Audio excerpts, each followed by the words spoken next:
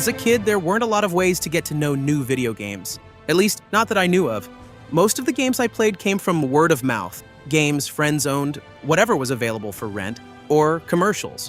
While things are definitely better now, having a ton of ways to learn about new releases, there was a charm to these restrictions and this ignorance. It felt like I merely put a foot into the river of awesome content, adding value to every game I actually could get my hands on. And stumbling into a great game felt like winning the jackpot. One of my favorite ways to get to know new video games was to buy PlayStation magazines and play the demo discs. These demo discs were awesome.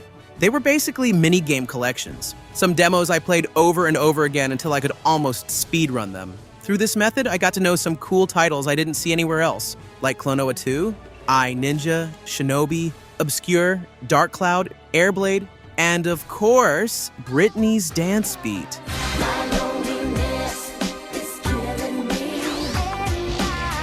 Haha, okay, maybe not all demos were great, but every disc featured at least one interesting title.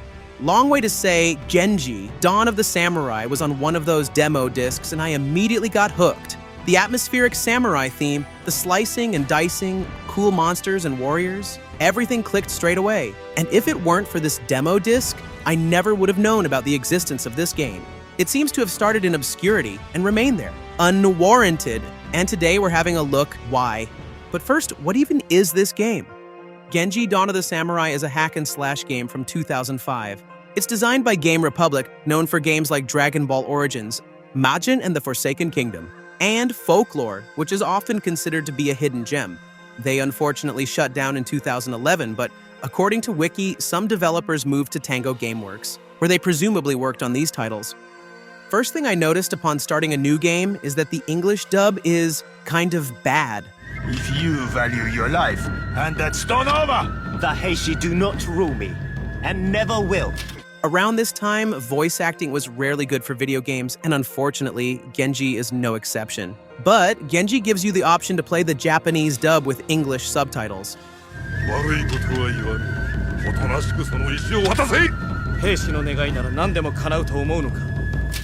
A luxury that wasn't particularly common back then. The story is about how the Haisha clan is on a quest to conquer the land, oppressing villages and taking down anyone who stands in their way. One of the people who fights back is the warrior Minamoto Yoshitsune, who is based on a real samurai who fought against the also very real Heishi clan.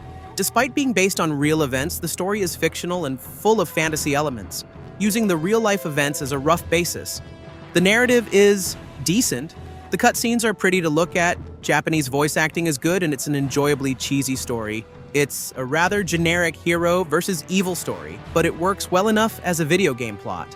But here comes another luxury that was rather uncommon for its time. You can skip all the cutscenes and the loading times are short too, so if for whatever reason you're not that interested in the story, you're allowed to immediately jump to the gameplay and just enjoy the action.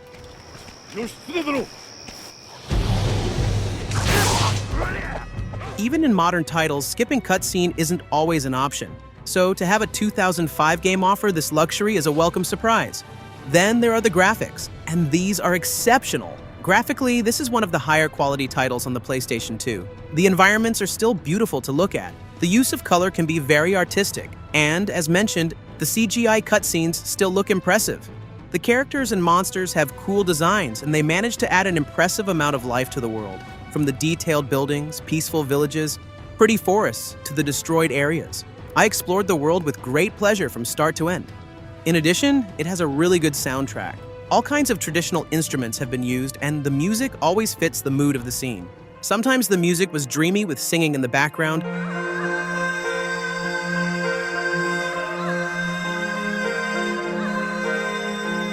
bombastic with drums during intense fights,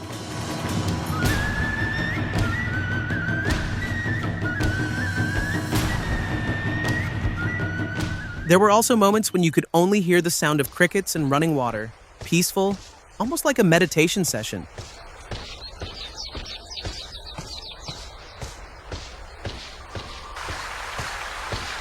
The contrast between peace and war is very well made, giving you enough room to breathe after a fight while never grinding to a halt and get dull.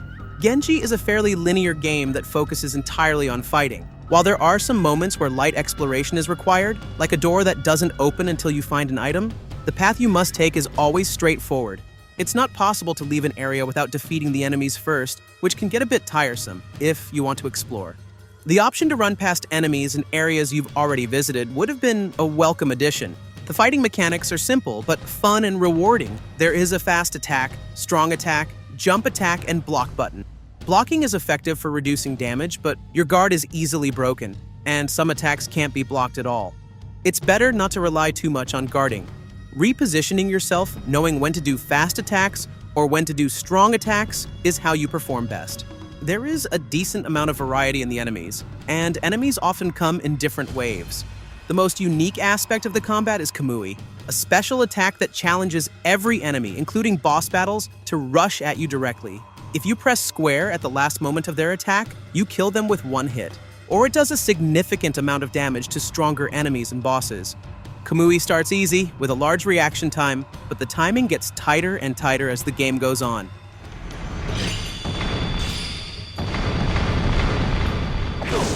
Later, you'll receive multiple Kamui meters, and for each extra meter you use, time moves slower, Inception style, making it easier to find the right timing. This is a really cool mechanic.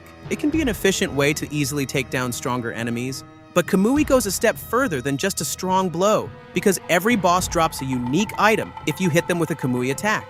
These unique items are used to craft special weapons and armor that are stronger than the gear you normally find. It's actually a good idea to straight up redo boss battles you didn't manage to hit with the attack, just because the gear you can make is that good. And if a player is really hardcore, it's even possible to hit a Kamui attack without activating Kamui at all. You activate this by doing a quick attack at the last possible frame of the enemy's attack. I hit these a handful of times by sheer accident, but never managed to pull it off intentionally. There are two playable characters throughout the game, Yoshitsune and Benki.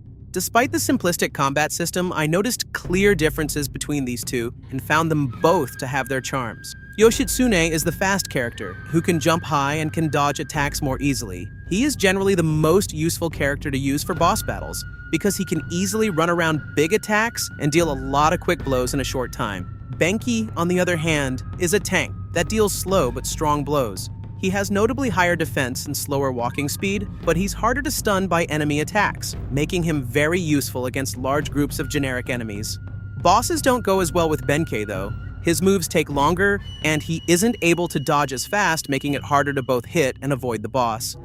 The bosses are also a strong part of this game. The bosses have cool designs, each with their own unique timings for the Kamui attack. The final boss in particular was gorgeous to look at and made the most of the Kamui function.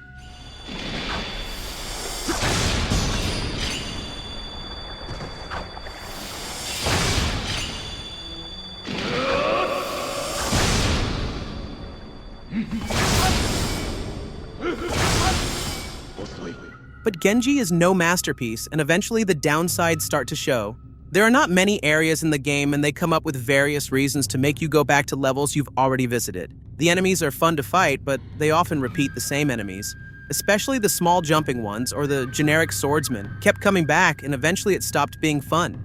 The fact that you can't skip battles made this even more frustrating, and at some point I stopped exploring altogether. Upgrading the characters is done with Amahaganes. These are jewels that are hidden everywhere in the levels and can be found with the vibration function. Searching for these items is fun, always being on the lookout for when the controller vibrates. But the big downside is that the characters don't have their own set of Amahaganes, meaning you have to choose between balancing them or making one of them OP while the other is low level. It would have been better if the characters had a shared Amahagane system where I can make them both strong. As a kid, I couldn't read English and therefore missed some stuff. And only now I discovered there are 3 ultimate challenges that can wait for you in New Game Plus.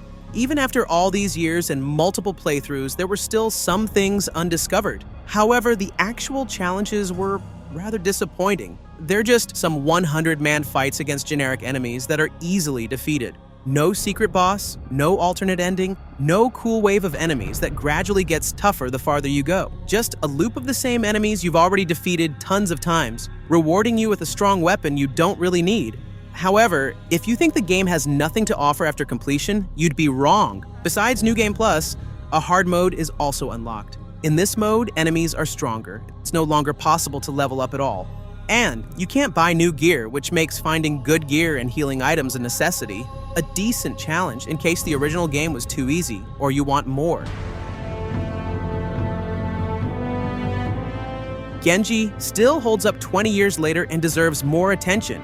Beautiful designs, strong soundtrack, simple but original and fun combat system, an enjoyably cheesy samurai story, and rewarding exploration mechanics. All round, thumbs up. A year later, they've made a sequel for the PlayStation 3, but I remember not liking it very much. Even the reviews are notably worse compared to Dawn of the Samurai, but I've bought it and am planning on checking it out in the future. Anyway, this was a fun trip through memory lane. I hope you enjoyed the review and thanks for watching.